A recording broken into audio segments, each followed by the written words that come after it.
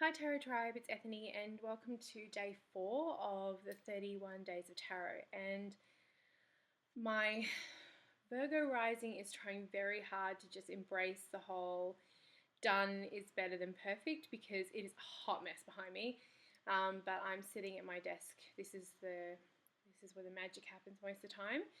And I don't have my backdrop, I don't have anything, I'm just trying to get these videos done and share them with you, and I felt like that was way more important than having everything set up. I'm looking at a new setup actually. I'm thinking about how I want to move it to where my altar is because it feels like this is it's more of a sacred exchange, so I'm thinking on it. But today's one's really hard. Today's prompt is what would be your favourite tarot deck if you had to pick 3 favourites for those who have a tarot addiction problem. And I've cheated and chosen 4. I just can't. This was really hard, but the way that I've done this is you'll see why I've chosen which ones I have. And for all of you beautiful creators and friends of mine in the community who have sent me tarot decks, who have gifted me tarot decks and oracle decks. I'm only doing tarot because I'm making it a little bit easier. Who have seen me work with their decks. It's not that I don't love your freaking decks. I do so much. It's just that this is me trying to narrow it down a little bit. So, and the reasons behind it. So the first one is wrapped in this beautiful silk. I'll show you. A friend of mine in Australia, we lost touch, but then we got back in touch again over Facebook, and then we kind of lost touch again. Her name was Ash Kelsey.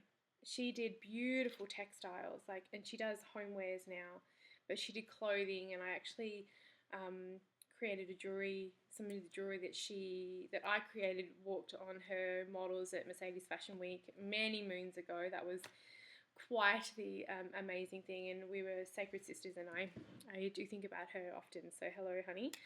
So this silk, which was given to me by her, houses the Spiral Tarot. And the Spiral Tarot, for me, the reason why I've picked this as one of my favourites is because it was one of the first, actually it was the first deck. I'm going to try and make sure that I get it so it's not shiny. It was the first deck that really opened up my intuition. I'd used the Mythic, which I gave one of the videos which was my first tarot deck. And I loved it from the mythology standpoint, and I loved it for a lot of reasons, but I didn't connect to it as much as I kind of hoped that I would.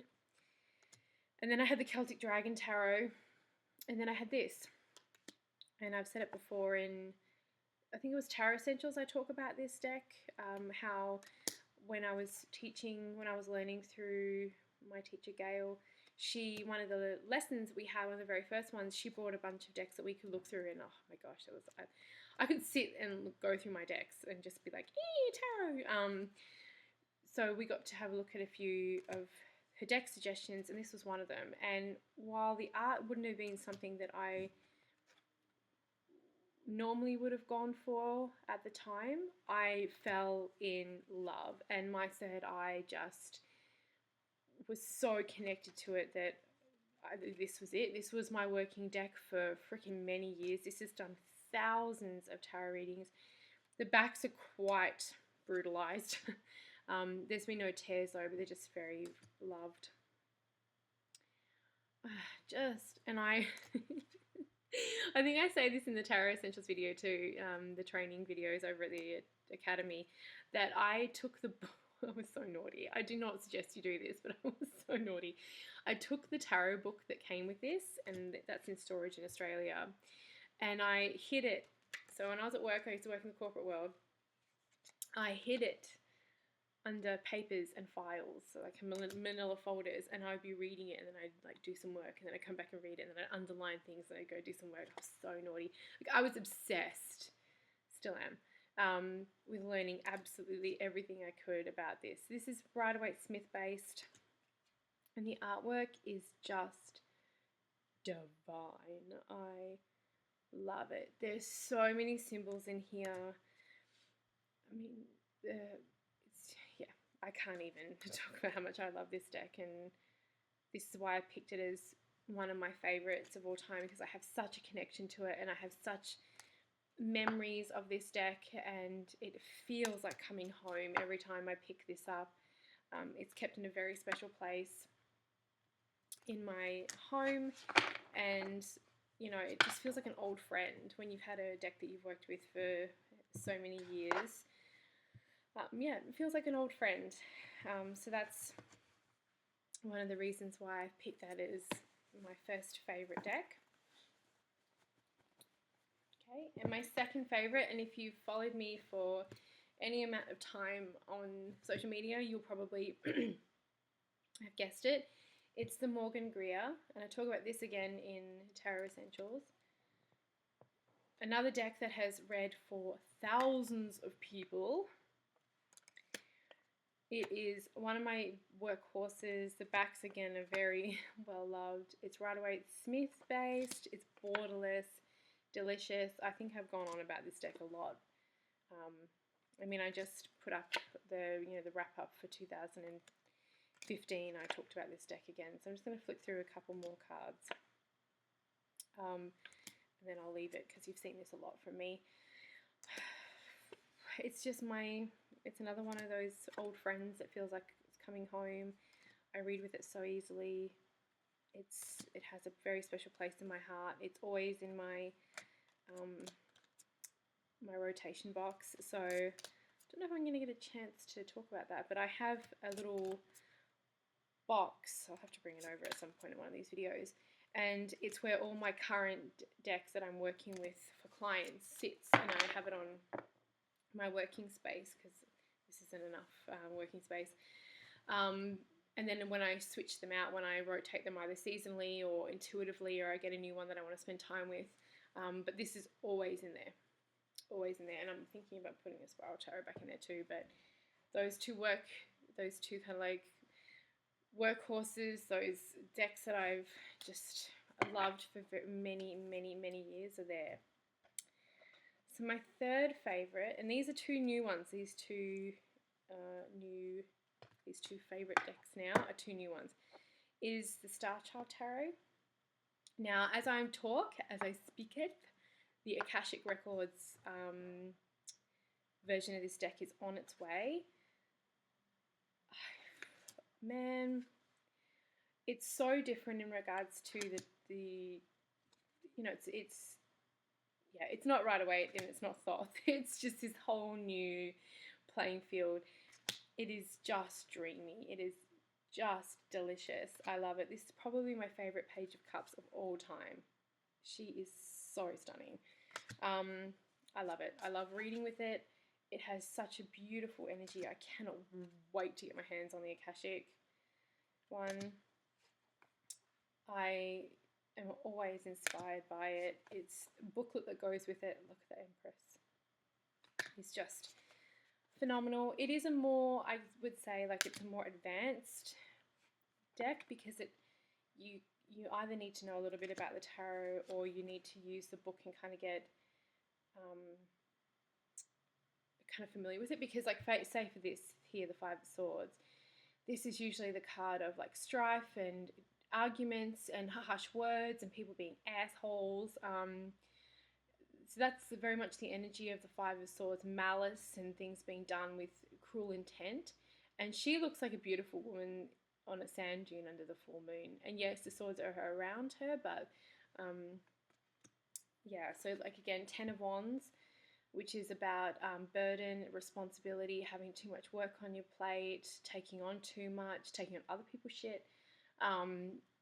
That's, I guess, the shadow aspect of that card. But again, you have this beautiful woman, again, dancing with the starlight with these wands around her. So it does have some of the kind of imagery, but I would recommend that you, this is swiftness, movement, journeys, change, quick change. So again, knowing about the actual cards will help you with this deck, but I adore it.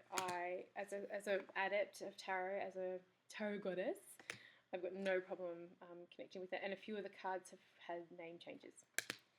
But love, love, love. Ever since I got this deck, it's been in my working tray ever since I got it. And as you can see, I'm putting it right back where that goes, right in front of me. And Danielle Knoll is just a divine woman. She really is. She's such a goddess. Okay, and the fourth one, even though I'm cheating a little bit, I just got this deck, done an unboxing video. It's the Lumina Tarot. I'm in love. It's a love affair. It's just a love affair. For those of you who have seen the unboxing, I'm only going to do a flick through a few of these cards. I can't say enough about this deck. This deck is like, it just speaks to my freaking soul. And that rarely kind of happens, I think, in regards to finding a deck that just so completely resonate with, and I so completely resonate with this deck.